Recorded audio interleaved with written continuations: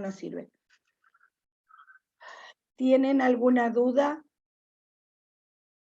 de la otra materia o de esta, de cualquiera de las dos? ¿Algo que quieran que yo les aclare? ¿Algo que no saben qué es? No. Bueno. Revisen No, siempre. yo en la otra no, pero bueno, en esta sí, el tema de los FAE sí me cuesta. Bueno, pero Me eso es lo cuesta que estamos bastante. tratando ahora. Por eso les digo que repasen bien el programa a tiempo de preguntarme qué cosa les parece que no saben qué es, qué cosa no tienen material, qué cosa no entienden. Y entonces yo se los aclaro, para que no se me pase a mí, porque a veces yo me quedo en la explicación y se me olvida y ustedes me tienen que recordar si hay algo que necesitan una aclaración aparte. Con el tema del PAE, a ver, vamos a ponernos de acuerdo en lo que ustedes tienen que tener de conocimiento. El PAE tiene 5 etapas, ¿sí? ¿Estamos de acuerdo? Las etapas no es que van por primera, segunda, se repiten todo el tiempo, pero empezamos por la de valoración. Valoración, diagnóstico, planificación, ejecución y evaluación, no evolución. Alguien por ahí, no sé si ustedes en otro grupo me pusieron evolución. Evolución es otra cosa. Evaluación es ver si lo que hicieron sirvió o no sirvió. En la etapa de valoración es donde tienen que juntar los datos para todo lo que van a hacer después. Entonces yo primero me acerco, tomo contacto con una persona a la cual tengo que atender y empiezo a ver, por más que yo empiezo por presentarme y tratar de que la persona me confirme quién es y me doy cuenta si está orientada en tiempo y espacio y persona, y yo le pregunto sus antecedentes y comienza esto de la entrevista. Hay algo que yo hago durante todo el tiempo, que es observar. Si bien es una técnica de examen físico, desde el momento que yo veo a la otra persona, empiezo a observar la posición, la manera como hace gestos o no, si tiene algún lenguaje corporal que me diga algo, alguna posición rara, algún signo de dolor, algún movimiento o alguna cuestión que yo vea que no está dentro de lo normal. Siempre observo, aunque parezca que no, siempre y normalmente cuando uno no es la primera entrevista, que uno conoce al paciente, cuando uno ya lo vio el día anterior, ya uno cuando abre la puerta, cuando se acerca, ya lo ve y ya está haciéndose la idea de cómo está. Aunque esto no lo escribamos, pero esto es real, así. Entonces, valoración, reúno información y datos. ¿Mediante qué? Mediante las preguntas de los antecedentes, eso es la anamnesis. Las preguntas de orientación para saber quién es, si sabe dónde está, si sabe qué le pasa. El control de signos vitales, que me dan información de adentro del medio interno. Y el examen físico con las 4 técnicas. Mínimamente tengo que tener eso para tener una valoración. Además, puedo tener el diagnóstico médico, puedo tener informes de estudios que le hayan hecho, puedo tener un montón de información más. Pero básicamente tengo que tener esto que yo dije recién, fundamental. Sin eso no puedo considerar que está completa la etapa de valoración. Terminé la etapa de valoración, entonces yo me voy a trabajar con los datos que junté. Y tengo que hacer diagnóstico. Yo empiezo por hablar solo de 2 tipos de diagnósticos, hay muchos más, pero empezamos hablando solo de diagnósticos reales y diagnósticos potenciales. ¿Cuál es la diferencia entre los dos? que unos tienen síntomas y los otros no porque no han pasado. Son situaciones que no me enteré yo de que están pasando, pero que podrían pasar. Son diagnósticos de riesgo, diagnóstico potencial, diagnóstico posible. Voy a empezar, obviamente, por los que sí tienen síntomas. Síntoma es todo lo que me refiere el paciente. Signos vitales son solo los 4 signos vitales que se consideran signos vitales. Frecuencia cardíaca, tensión arterial, temperatura y pulso. Se acabó. No hay más. Puedo tener otros diagnósticos, otras pruebas diagnósticas anexas, todas las que yo quiera. Pero básicamente los signos vitales son 4. Entonces, ¿cómo calculo las frecuencias respiratoria y cardíaca? En 1 minuto. Y hay alguna alteración en ese ritmo, tengo que tomarla como un hallazgo en un signo vital. Signos son esos. Vamos a todo lo que es síntoma, todo lo que la persona me refiere. Y debo creer en todo lo que me diga la persona. A veces la gente no dice siempre la verdad. Y a veces a uno le dicen que le duele cuando no le duele o al revés. Entonces yo compruebo lo que puedo comprobar, lo compruebo. Yo no necesito a veces tener una radiografía para saber que hay una fractura, porque evidentemente la posición de ese miembro me dice que hay una fractura. Por ejemplo, la más común en el adulto mayor, una fractura de cadera. Una fractura de cadera, además de que la persona ingresa por un politraumatismo, por otro tipo de problema, y que puede haber tenido ya una placa hecha o no. Cuando la persona está en decúbito dorsal, sea de espaldas en la cama, en vez de tener los 2 piecitos derechitos, un pie se va para un costado, se aparta de la línea media y además ese miembro está acortado. Solamente con ver la posición de la persona, yo ya sé que hay una fractura de cadera. Obviamente, con una placa, con una radiografía, voy a tener la confirmación. A veces hay fracturas que no son expuestas, pero cuando yo palpo el hueso, un húmero, una tibia, siento que hay pedacitos que se mueven. Entonces yo puedo palpar una fractura, puedo observarla. No necesariamente necesito de una placa radiográfica. Puedo, mediante la clínica, puedo darme cuenta. Vamos por partes.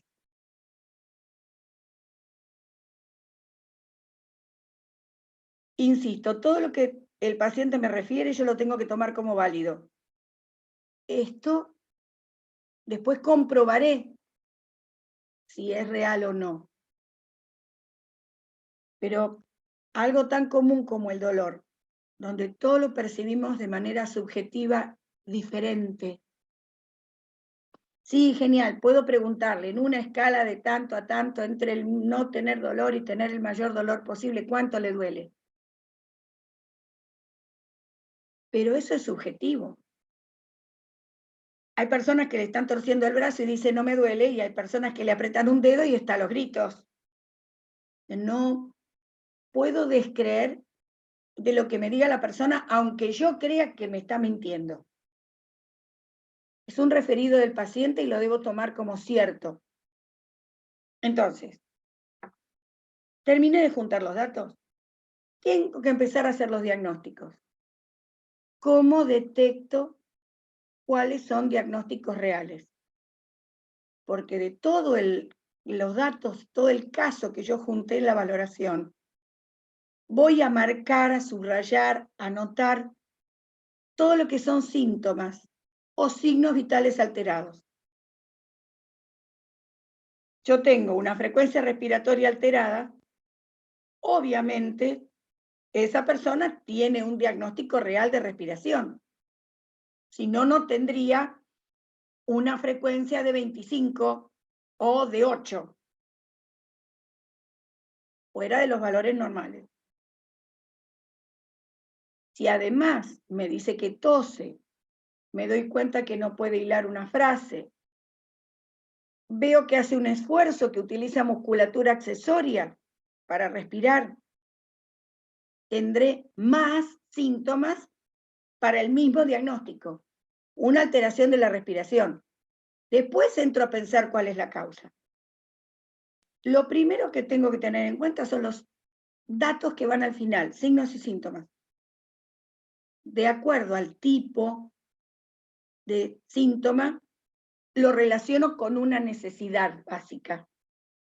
Y ahí tengo la alteración y el síntoma. Después tengo que calcular, si es biológico, mediante mis conocimientos de biología, entender dónde está el problema. Si no es biológico, pensar cuál es la causa de esa alteración, porque la etiología es la causa. Y tengo el diagnóstico completo. Si no tengo manifestación, no tengo síntomas, pero creo que es totalmente posible que esté alterado, voy a formularlo como un diagnóstico de riesgo. Voy a presentar la necesidad como una posible alteración y la causa que a mí me parece que es obvio que la puedo tener. Se acabó el diagnóstico de riesgo. Termino los diagnósticos, tomo los diagnósticos uno por uno y formulo una planificación para cada uno de esos diagnósticos. Puedo agregarle columnas las que se me ocurra, pero no pueden faltar, indispensables son 4. Voy a tener el diagnóstico completo en la primera, completo, no la alteración, todo el diagnóstico completo. En la segunda voy a poner el objetivo. El objetivo es lo que la persona tiene que lograr, no es una intervención de enfermería. Es lo que la persona tiene que lograr. Si tengo un diagnóstico real que algo está alterado, el objetivo va a ser mejorar la alteración. Así de simple. No puede ser otra cosa. El tercero son las intervenciones de enfermería, todas las que se puedan hacer, y el cuarto es la fundamentación científica de cada una de esas intervenciones.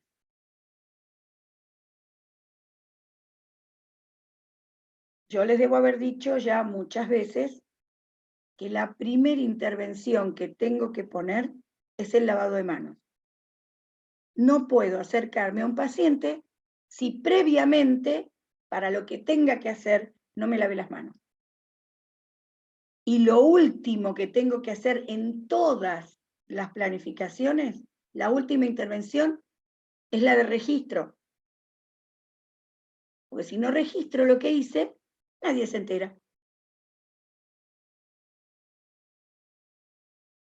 La ejecución y la evaluación no se pueden presentar en un caso escrito, salvo que ponga se ejecutan las acciones planificadas o se evalúan si se lograron los objetivos o se planifica el diagnóstico. Nada más. Entonces tienen que pensar para resolver en 3 etapas. La primera la tienen hecha, porque como ustedes no están entrando al campo práctico y no tienen la posibilidad de ver pacientes, personas en una cama, en una internación, el caso se los doy yo. O sea que la etapa de valoración, si yo llego a preguntar sobre esa etapa, voy a preguntar qué importancia tiene, qué tienen que hacer en esa etapa, qué partes tiene la entrevista, qué partes tiene el examen, qué utilizan técnicas para el examen físico, qué obtienen con los signos vitales, cualquiera de estas tres cosas. En un examen, yo, como no pueden demostrarme que lo saben hacer, yo les pregunto los conceptos. Hasta ahí, etapa de valoración. Se tienen que concentrar en dos. En el diagnóstico y en la planificación. La otra que yo siempre pido es la valoración de signos vitales. Aunque sea el último examen de la licenciatura, de lo que sea, si tienen un error en la valoración de signos vitales, es lo mismo que si no hubieran hecho nada, porque no pueden pensar en cuidar a una persona si no tienen bien en claro cuáles son los parámetros y qué significan los signos vitales. Ahí yo no negocio. No sabes signos vitales, tenés que estudiar de nuevo. No hay vuelta de hoja. No es tan difícil, pero no sé por qué les cuesta pensar que lo tienen que saber. O le agregan cosas o le ponen cosas. A ver, los valores intermedios no me interesan. De cada signo vital hay un número mínimo por debajo del cual es subnormal. Hay un rango en el que es normal, que no es un valor, sino una cantidad de valores. Y hay un punto donde terminan los valores normales y son elevados, por encima del normal. Los intermedios no me interesan porque no me importa lo que signifiquen. ¿Está dentro del normal o no? ¿Y cómo se llama? Eso es lo que tienen que saber. Yo no pido más que eso. Con los diagnósticos, bueno, si yo pido 3 y ustedes no están seguras, no hagan 3, hagan 4, 5, cosa de que si hay alguno mal, los 3 que tienen que tener bien hechos están. Es así de sencillo. Entre reales y potenciales, todo caso tiene de los dos. Y tiene muchos. Pasa que a veces, cuando uno no tiene la suficiente experiencia o no tiene el tema lo suficientemente claro, no los ve. Y entonces terminamos poniendo cualquier otra cosa. Lo voy a leer para que Valeria pueda anotar lo que a ella le parezca que es importante. Y después vamos a ver quién hace diagnósticos con esto. Profe, yo lo tengo, lo que mandó, el caso que mandó. ¿Querés trabajar sobre el caso que yo mandé? No tengo problema. Yo tengo otro acá. ¿Querés trabajar sobre el caso que yo mandé? No hay problema. Porque Mili también lo tiene. Lo tiene Bueno, dos. está bien. No, con este. No hay problema. A ver, vamos a hacerlo fácil. Lo que les resulte más fácil a ustedes. Si ustedes en la mano tienen el que yo mandé, formulen diagnósticos con el que tienen en la mano y se acabó. Si es lo mismo, estamos practicando, cualquier caso sirve. No sé, Fíjense. profe, ingrese Sí, yo lo tengo a que mano ya el que tienen. mandó. ¿Vos lo tenés a mano, Mili?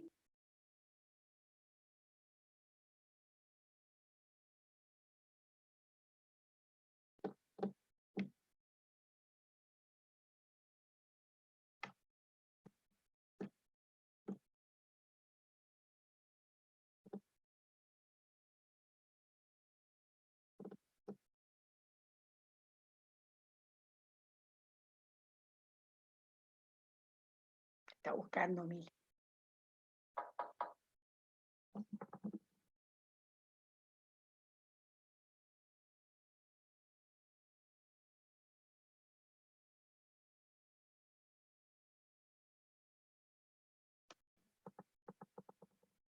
Perdón, había silenciado. Está Es el bien. caso de Andrés que tiene 26 años. Dale, hagan diagnósticos. Díganme ustedes, a ver, ¿qué Vale, ¿vos tenés ese? Vale, vamos con el caso de Andrés. No, no. Sí, ese tengo yo. Sí, Bien. sí, sino que se Bueno, entrecorta por ahí. Vamos, Bueno, está bien. por ahí. dale, vamos con ese entonces. ¿Qué diagnósticos pueden hacer o qué datos consideran que son los que van a usar para hacer diagnósticos? Acá tienen que hablar ustedes.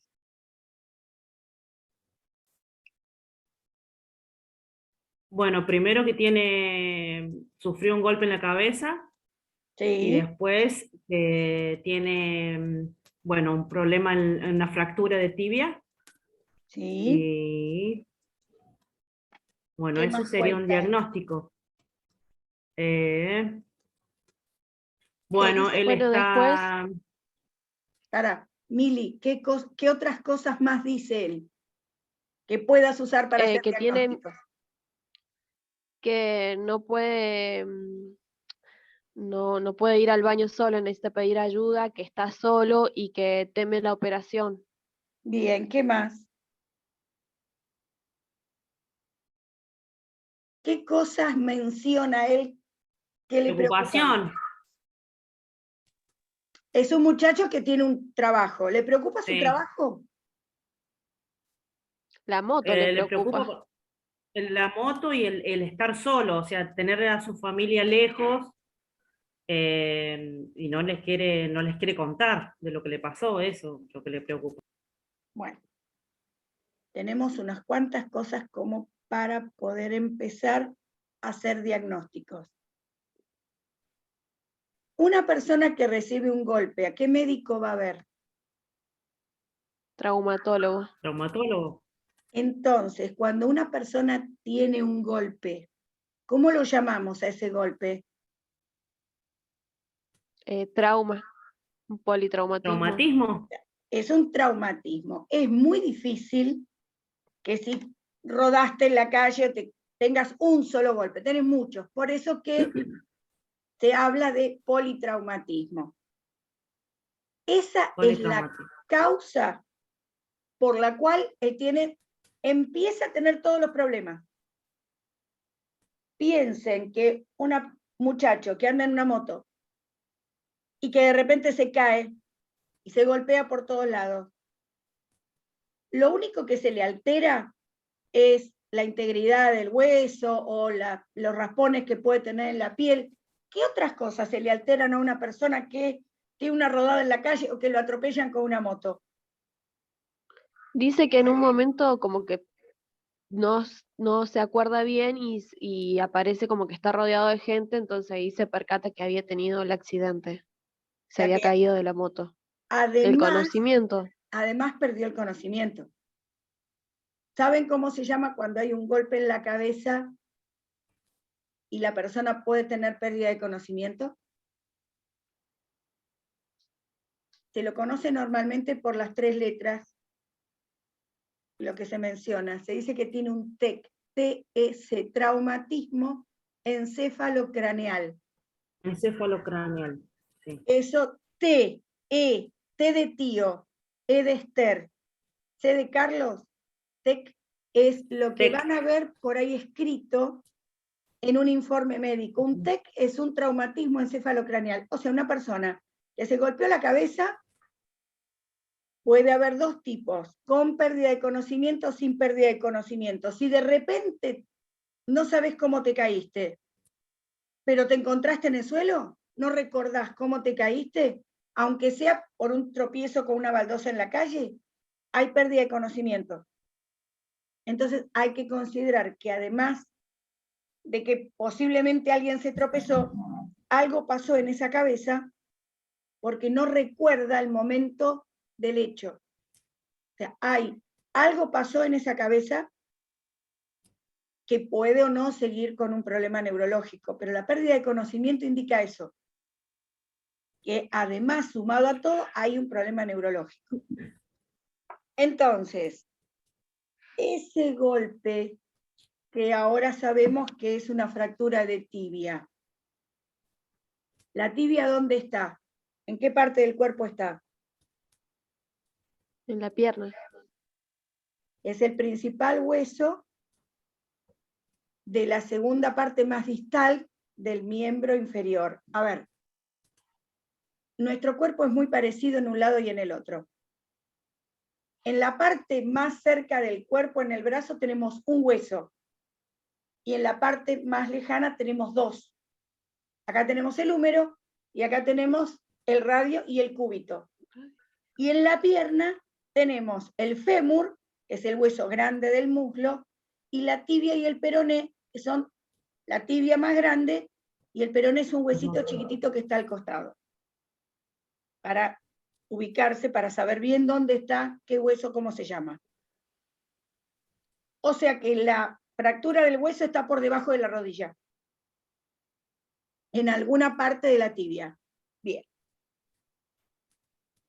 ¿Qué otro dato tenemos? Él dice que le duele. Sí. Sí, ¿Cuándo sí. le duele? Dice que está con dolor cuando se mueve. Bien. Entonces, si no se mueve, no le duele. Si yo digo que me Así duele, dice. tengo un golpe, una fractura en el dedo. Lo tengo quietito, no me duele. Lo muevo, me duele. Si lo tengo quietito, no me duele. Entonces, ¿qué me limita ese problema? La movilidad. De movilidad. ¿Es una necesidad básica? Ahí, Sí. ahí tenemos una necesidad. ¿Cómo están los signos vitales de este muchacho? ¿Están ahí? A ver, ahí veo. Por eso yo a veces que los pongo y a veces que no. Normales. Sí. Bueno, entonces, vamos a empezar por pensar en las necesidades básicas. La primera es la respiración. Para respirar necesitamos dos sistemas: el aparato respiratorio y el aparato circulatorio. ¿Tiene alteración en alguno de los signos vitales que valoran el aparato circulatorio? No. En el respiratorio tampoco. O sea que no tiene problemas para respirar. Paso a otra necesidad. ¿Tiene necesidad para comer? No lo dice. No. ¿Tiene necesidad para eliminar? Dice Sí. algo. Tampoco. Dice algo. Solamente dice que le dificulta la necesidad, le molesta mucho pedir para hacer sus necesidades. Claro. ¿Por qué tiene que pedir? Porque tiene Por una la férula inmovilidad de que tiene Brown. la pierna. Bueno, Claro. explico. ¿Las dos saben lo que es una férula de Brown? Sí. Sí. Bien. Cuando tenés una férula de Brown no te podés bajar de la cama. Y cuando tenés un hueso roto, generalmente tampoco. Entonces, ¿qué necesita él? Necesita pedir que la enfermera o el enfermero le traiga un dispositivo para poder eliminar. Pero su aparato, ambos aparatos, el digestivo y el renal, funcionan bien. No tiene un problema biológico para eliminar intestinalmente o para orinar, pero necesita de un dispositivo y de la ayuda de otra persona. Eso quiere decir que tiene una alteración parcial o una alteración, escuchen bien esto porque les va a servir, alteración del patrón habitual. Sí. Quiere decir, su patrón habitual es levantarse e ir al baño. No puede levantarse e ir al baño, necesita la asistencia de alguien. Cuando una persona necesita la asistencia de alguien, tiene una necesidad alterada. Pero en este caso no está alterada porque él no puede producir desechos de ninguno de los dos sistemas, simplemente porque no puede hacerlo de la manera habitual. Eso es una alteración del patrón Es habitual. solo de la movilidad. Si él tiene alterada la movilidad, no puede ir a hacerlo como lo hace siempre. Si necesita la ayuda de un dispositivo o de alguien, quiere decir que tiene la necesidad alterada. ¿Pero en qué? Claro. En el patrón habitual. Pero ahí en ese caso sería alteración del patrón habitual. Claro, pero O no alteración de la movilidad. No, la movilidad es otra necesidad. Ah, está bien. Que viene después. Es más importante eliminar que moverse en la escala de necesidades. Entonces, alteración del patrón habitual, ¿de cuál de las eliminaciones? Porque no podemos poner las dos juntas porque son de dos aparatos distintos, no los podemos mezclar. Entonces, eliminación vesical es hacer pis. Eliminación intestinal es mover el intestino, hacer caca. Entonces, puedo hacer con las dos diagnósticos diferentes. Siempre y cuando, si él habla de eliminación en general, puedo hacer los dos. Piensen que a un hombre joven le resulta embarazoso, molesto, tener que llamar y pedir para que le pongan la chata o que le pongan el papagayo para poder hacer. Y a veces se siente una invasión en la intimidad, bueno, hay todo un montón de procesos por los cuales una persona a veces no quiere exhibirse hasta ese punto. Entonces, alteración de la eliminación del patrón habitual de eliminación vesical relacionado con, ¿cuál era el origen? El politraumatismo. Con el politraumatismo manifestado por el paciente refiere que le molesta, que le resulta difícil, que suficiente. Pueden poner politraumatismo, pueden poner fractura de tibia porque ya sabemos que está en los datos que hay una fractura de tibia, o pueden usarlo como síntoma para otro diagnóstico, o pueden poner que está en una férula de Brown. Cualquiera de esas tres causas, siempre que una persona tiene alguna de esas tres cosas, tiene una alteración del patrón habitual. Siempre. No es a veces, es siempre. Tiene que ser siempre. Comer puede comer. No manifiesta ningún problema para comer. ¿Dice que no puede dormir?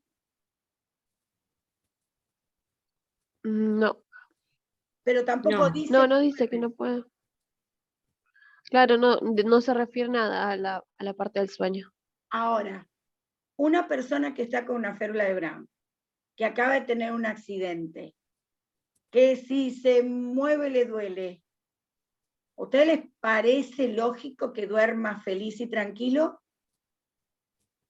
No, porque No, aparte solamente dice, lo único que dice que le dan es analgésico, son unos analgésicos y estás con un fisio nada más. Perfecto, entonces no O sea, no dice que le necesariamente, dan.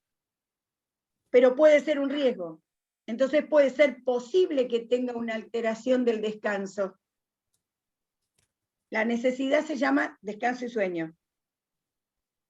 Es normal que una persona que está bajo toda esa situación, pero entonces lo ponemos como un riesgo.